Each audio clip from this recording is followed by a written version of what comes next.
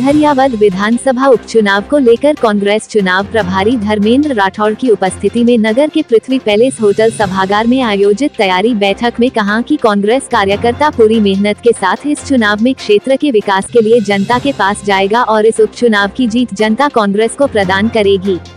रविवार को आयोजित हुई तैयारी बैठक में धरियावद विधानसभा क्षेत्र के पर्यवेक्षक, प्रभारी, प्रधान, सरपंच व कार्यकर्ताओं की उपस्थिति में प्रभारी राठौड़ ने कहा कि वर्तमान में अशोक गहलोत सरकार के सुशासन की सराहना केंद्र से लेकर आम जनता के मध्य हो रही है।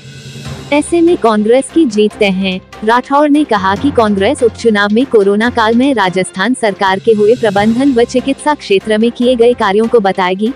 प्रभारी राठौड़ ने मीडिया से बातचीत के दौरान कहा कि भारतीय जनता पार्टी इस उपचुनाव में पूर्ण रूप से बिखर चुकी है। टिकट बंटवारे को लेकर उनकी रणनीति जनता ने देख ली है। राजसमंद उपचुनाव में परिवारवाद को बढ़ावा देने वाली भाजपा धरियावद में दिवंगत विधायक गौतम लाल मीणा के पुत्र कन्हैयालाल का टिकट काटकर सिर्फ सफाई पेश कर रही है और उनके इस बिखराव में कांग्रेस अपनी जीत सुनिश्चित करेगी। प्रभारी धर्मेंद्र राठौड़ ने बीटीपी के बढ़ते प्रभाव पर कहा कि कांग्रेस जनजाति समाज के हित पर कार्य करने वाली पार्टी है और बीटीपी के उम्मीदवार का कोई वजूद नहीं है। वहीं आजकल युवा बेरोजगारी की मार झेल रहा है, वह निश्चित ही कांग्रेस की नीतियों को समझेगा और कांग्रेस के साथ जुड़ेगा। बैठक में प्रभारी व पर्यवेक्षक के साथ जनप्रतिनिधियों ने कांग्रेस को विजय बनाने का संकल्प लिया। इस दौरान प्रत्याशी नगराज मीणा, जिला अध्यक्ष लाल सिंह झाला, प्रधान भूलचंद मीणा, सलूमबर नगर पालिका चेयरमैन प्रद्युमन कोरिया, नगर अध्यक्ष लक्ष्मीकांत शर्मा, वरिष्ठ नेता जगदीश भंडारी, परमानंद मेहता, धरियावद चेयरमैन केबी मीणा, मदन सिंह घटेला, ब्लॉक अध्यक्ष लक्ष्मण सिंह राठौड़, सुनील सेवक, रोहित भट्ट, सतवीर चौधरी, अशोक शर्मा आदि उपस्थित थे। धरियावद चुनाव को लेकर आपकी क्या रणनीति रहेगी? धरियावद चुनाव को लेके हमारी रणनीति तो सब कुछ जनता तय करेगी। हमारी कोई रणनीति नहीं, धरियावद की जनता तय करेगी। और धरियावद की जनता ने इस बार तय कर लिया है कि कांग्रेस पार्टी को यहाँ से जिताएगी। राजस्थान में अशोक गहलोत जी के नेतृत्व में तीसरी बार सरकार बनी है और अशोक गहलोत जी की सरकार ने जो पिछले 2.5 साल से जो राजस्थान की जनता की भलाई के जो फैसले किए हैं, वो फैसलों के आधार पे हम डोर टू डोर कैंपेन में जा रहे हैं। हमारी पूरी टीम धरियावद कांग्रेस पार्टी का जो परिवार है वो एकजुट है, एकजुटता के साथ में। और सामने वाली पार्टी जो बीजेपी है उनमें भारी बिखराव है, भारी उनमें अंतर्द्वंद है, उनमें लड़ाइयाँ हैं। टिकट देने से लेके सिर्फ टोबल है। मुख्यमंत्री के नाम पे 5-5, 7-7 आदमी तो मुख्यमंत्री बनने को लेके घूम रहे हैं। हमारी पार्टी एकजुट है और अशोक गहलोत जी ने जो प्रबंधन कोरोना का किया वो ऐसा प्रबंधन किया शानदार कि देश के प्रधानमंत्री श्री नरेंद्र मोदी जी ने भी उनकी तारीफ करी। कोरोना प्रबंधन में हमारी सरकार का नाम पूरे देश में अव्वल रहा। इस बार का जो बजट पेश किया मुख्यमंत्री जी ने, वो बजट इतना बेहतरीन पेश किया और बजट पेश करने के बाद में जो उसकी क्रियान्विति थी, जो उसका इम्प्लीमेंटेशन था, वो ज़बरदस्त इम्प्लीमेंटेशन भी हो गया है। धरियावद विधानसभा क्षेत्र में जो डेवलपमेंट के काम हुए वो इतने काम हुए हैं कि वो धरियावद की जनता, पंचायत समिति जलारा, पंचायत समिति लसाड़िया, पंचायत समिति धरियावद, तीनों पंचायत समिति के लोगों में ज़बरदस्त अशोक गहलोत जी की सरकार के प्रति आस्था है, उनकी वर्किंग स्टाइल से पसंद है। और अभी जो खास तौर पे जो यहाँ के गौतम लाल जी मीणा जो बीजेपी से विधायक थे, उनकी डेथ के बाद ये चुनाव हो रहा है।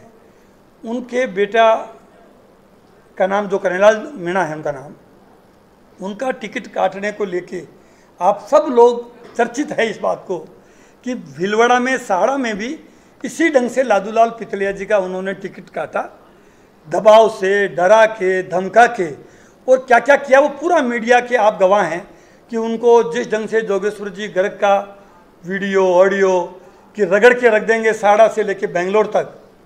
अब उन्होंने तो रगड़ के रखा कि नहीं रखा, लेकिन साड़ा की जनता ने ऐसी रगड़ाई करी कि 42,000 से ज़्यादा की हमारी जीत हुई।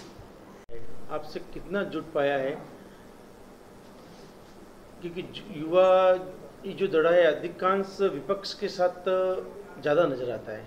देखिए, युवाओं को मोदी जी ने और बीजेपी ने एक ऐसा बड़ा सपना दिखाया कि 5 करोड़ युवाओं को हर साल रोजगार दिया जाएगा। ये उन्होंने वादा किया देश के युवाओं से। आप तो राजस्थान के सब बुद्धिजीवी लोग हैं, आप आंकड़ा बता दो कि मोदी जी की सरकार आने के बाद में भारत सरकार ने, जिसमें रेलवे आता है, जिसमें बैंक आता है, जिसमें बड़ी बड़ी नौकरियां जो भारत सरकार की हैं, उनमें इन मोदी जी के प्रधानमंत्री बनने के बाद कितनी नौकरियों की भर्ती निकाली। एक बात तो सरकारी नौकरियों की होगी। प्राइवेट नौकरियां जो दी जाने वाली एजेंसी हैं, उसमें जो हालत हुई है कोरोना के कारण, एक इन्होंने जो नोटबंदी की, उससे पूरे देश की जो अर्थव्यवस्था, यानी जो व्यापार चल रहा था, वो व्यापार काम धंधे ठप हो गए भाई। तो प्राइवेट नौकरी से लेके सरकारी नौकरियां हैं नहीं, प्राइवेट नौकरियां, व्यापार काम धंधे ठप हो गए। तो बेरोजगारों की हालत तो बहुत जबरदस्त बढ़ी है।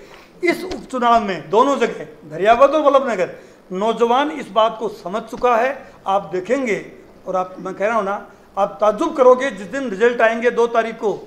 आप भी टीवी के सामने होंगे, हम भी होंगे। आपको लगेगा कि नौजवान पूरी तरह से बीजेपी को छोड़ चुका है और कांग्रेस पार्टी के समर्थन में पूरी ताकत के साथ खड़ा हो चुका है। ये परिणाम बताएगा। नीट एग्जाम को लेकर राज्य सरकार ने बहुत अच्छी व्यवस्था की थी, नीट एग्जाम भी अच्छे हुए थे, पर कहीं ना कहीं आपकी ही सरकार के या नेता लोग हैं, किसी ने लीक करने की, पेपर लीक करने की बात सामने आई और उसकी चुनाव प्रभाव पड़ना। उसकी पहली बात तो रीट एग्जाम, पूरे देश में से राजस्थान का जो रीट एग्जाम करवाने का मनसा, इसका मतलब अशोक गहलोत जी की सरकार की युवाओं को रोजगार देने की मनसा है। रीट एग्जाम का उन्होंने, और एग्जाम कंडक्ट करवाना एक बात है, और उसका जो प्रबंधन किया वो भी आप लोगों ने देखा है कि इतनी बड़ी संख्या में नौजवानों का, रीट एग्जाम देने वालों को किस ढंग से उनका रहने का, उनका खाने का और उनका इंतजाम किया। उनको सरकार ने रोडवेज और प्राइवेट बसें लगा के उनको हर एग्जाम सेंटर तक उनको भेजा। अब अगर कहीं त्रुटि हुई है, आप जान रहे हो कि किस टाइप के लोग टेक्निक का उपयोग करके, कोई भी जो अगर ऐसा कोई काम हुआ है उसकी जांच हो रही है।